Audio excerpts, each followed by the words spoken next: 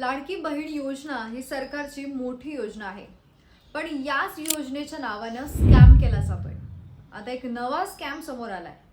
अनेक महिलांना सायबर भामट्यांनी गंडा घातलाय।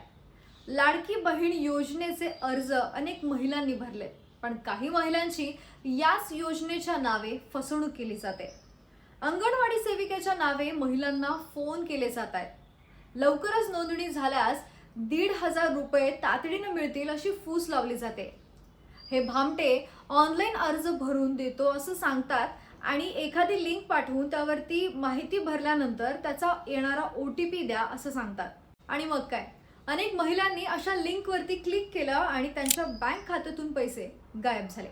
पुण्यातील येरवडा भागामध्ये असा प्रकार घडलाय। इथल्या काही महिलांसोबत असा स्कॅम झालाय।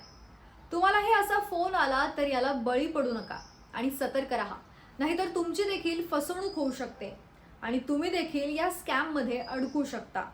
हा फॉर्म कसा भरायचा यावरती मी आधी एक व्हिडिओ बनवलाय, तो नक्की बघा।